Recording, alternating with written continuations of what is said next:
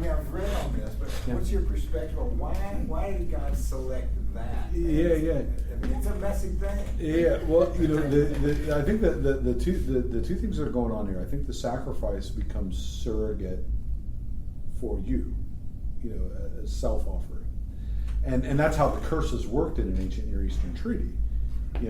May the gods deal with me, be it ever so severely, if I do not honor this new relationship. The sobriety of the covenant. Yeah. So I'm taking upon myself the burden. Not only does the blood of these slain animals symbolize my blood and yours being bound, right? But my life is really forfeit if I violate this covenant. I'm to be killed. The other is, and I think that the one awesome thing, this is 15, right? That God puts Abraham to sleep, and I think it's a very symbolic way of saying that God assumes the burden of fidelity by himself. This is a covenant of grant, that Abraham and the people of God fail at this all the time, right? They violate the covenant all along. But who was the one that passed between the pieces? It was Yahweh by himself. Abraham was asleep. And the whole idea of a unilateral covenant is God. Yeah, and that doesn't sort of mean that Abraham then has no role. It simply means that God is faithful despite your faithlessness. And we've seen that already. The end of chapter 12. Seriously, the thing I love, and I milk this to death, these promises are still hanging in the air, right? And then there's a famine in the land. Now, Abraham has just been told, I'm going to give you land, and you're going to be a great nation, I'm going to bless you, I'm going to protect you, I'm going to provide for you. I've got your back. Famine comes in the land, Abraham goes, crap! and takes off for Egypt. And we know that this isn't good, because the first thing he does when he gets to Egypt is out of an act of fear, not trusting that God's going to bless or protect him or his spouse, he starts pimping out his sister as a wife, or his wife as a sister. And in this weird sort of juxtaposition, Pharaoh's house goes into crapper because he's got somebody else's wife in his harem. Unbeknownst. He comes back to Abraham and goes, what did you do to me? Take your stuff, meaning all the wealth that I've given you as a dowry, and get out of here, right? And, you get to Exodus, and, the Darth Vader of Exodus is Pharaoh, right? He's the big bad. But in the story of Genesis chapter 12, the Pharaoh, the big bad himself, has been deceived, and it's Abraham who is the bad guy. And yet, despite Abraham's soup to nuts faithlessness through that whole episode, he still comes out of Egypt with more wealth than he went into Egypt with, enjoying divine blessing and protection, being restored to the land with his name intact as a nation, despite his profound infidelity. And God reaffirms that very, very thing. Well, Abraham's life is a series of missteps and starts and stutters, but eventually you get all the way out to the end of Abraham's story, and you get this affirmation, in the famous Akedah story, the sacrifice of Isaac, and Abraham in this profound act of faith.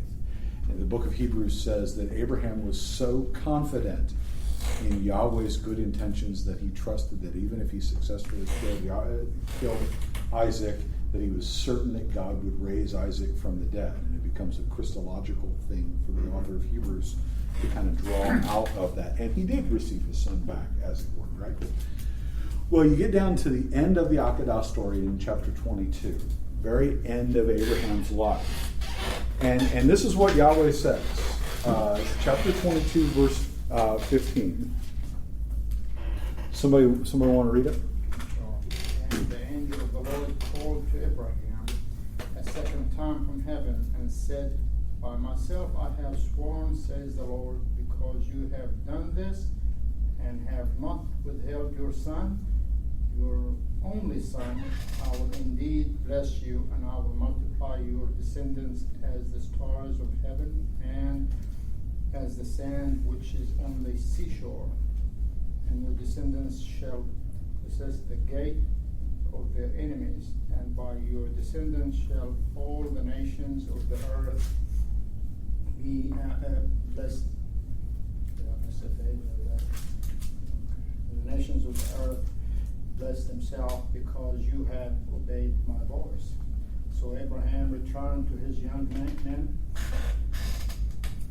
and they arose and went together to Beersheba, and Abraham dwelt in Beersheba. After these things, it was told Abraham, Behold. Oh, hold right there. Thanks. Yeah, no, I wanted you to get down to verse 18. Sorry. You went to Beersheba. You're getting ready to go. So anyway, here's thank you. So here's the deal here. The Hebrew of this is a little clunky, but it was Willem van Gemeren himself. Now, I'm not telling you guys anything all that novel. I'm giving it a little bit of a unique spin here. But Durant and I read once upon a time an old Dutch Reformed guy in the 19th century that taught at Princeton, Gerhardus Voss. And Voss was the prime transmitter in English of a Dutch Reformed way of biblical theological thinking. That goes all the way back into Coxeus and back even to Calvin himself.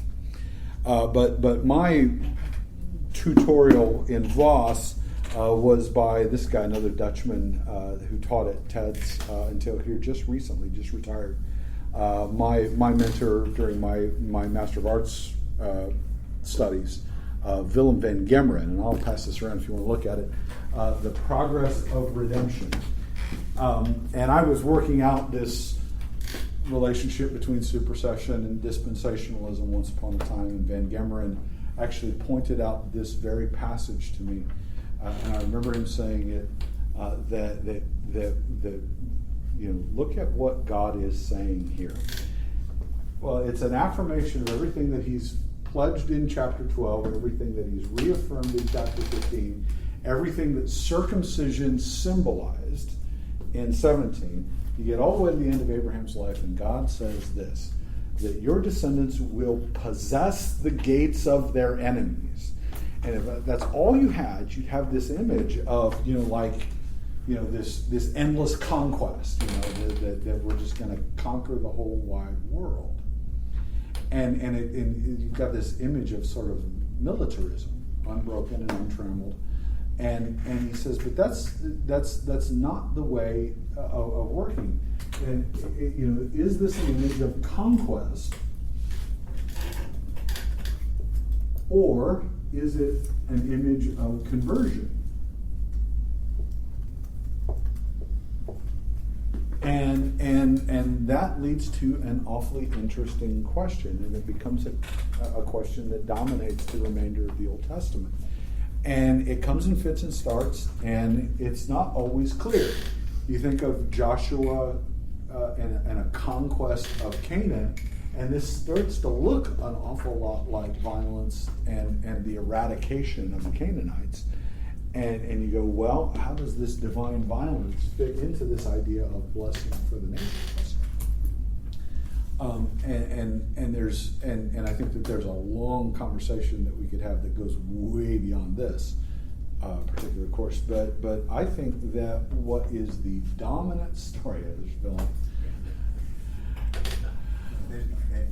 Yeah, I've had more Dutch windmill cookies and really, really strong black tea with that guy in my life than I ever care to recount. But Willem put it in my head. He says, notice the second part of that, and it goes, and by your offspring shall all the nations of the earth gain blessing for themselves.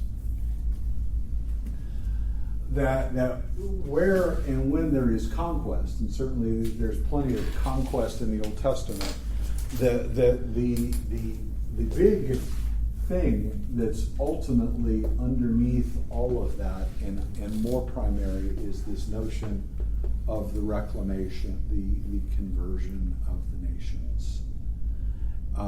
And it's one of those windows into some of the language of even the New Testament, where Ephesians will talk about putting on the full armor of God. Jesus will use this language about the kingdom progressing by violence, and the violent will take it by force, and all of this. But I think that in the end, that conquest kind of language is really transposed, particularly by Jesus, to become a kind of conversion language. It becomes commission that leads to the reclamation of Adam's race and blessing to the nations. That possessing the gates of your enemies and this becomes something that radiates through the prophetic word. Is not that we're going to be able to kill enough people to conquer the nations and therefore take over their cities. The idea is that Zion gets established and shines so brightly as a city on a hill that the nations stream into its light. The nations are drawn to this image of the goodness and greatness of Yahweh reigning in Zion. And so I think that from the beginning of Abraham's journey to the very end of it, whatever God intended to do by making Abraham a covenanted child, the ultimate goal was the conversion of the nations, the reclamation of Adam's race, and ultimately that all the families of the earth might share in the final eschatological blessing of God. And you pick that up in the prophets, Psalms. You pick that up in the Psalms about, that God is an inviting God for the nations. And then something happened though. By the time we get to Judaism with that, you can read some of the prophets, and you can read some of the Psalms, and just say, why they quit going at some point. Judaism became closed in, whereas that's not what you're reading in those ancient covenants. Yeah, and so you end up with this big question of ecclesial identity. Who is it exactly that Israel is? What does it mean to be the covenanted people of God in Abraham? And it's this tension that works itself out, like a stomach churning on hard to digest food, to finally figure this stuff out. So, go ahead. With your concept of conversion versus conquest, I would suggest to add reconciliation, conversion/reconciliation, because conversion alone could sound too close to just conquest. Yeah, no, I think you're absolutely right. So, but it's more, it's a different spirit about that. Yeah, I think. Yeah, it's not sort of colonialism writ large. Yeah, exactly. It's not our manifest destiny is to possess you either by hook or by crook. Yeah, but reconciliation. Yeah, a reconciled Adam's race, and I like reconciliation better. Yeah, that's so. Let's lightning round this, and you can start to see where all of these pieces start to kind of fit together. So you get into Exodus. Okay, we begin this confederation period. Okay, and the narratives of Exodus begin like this. You know, Jacob and his coat of many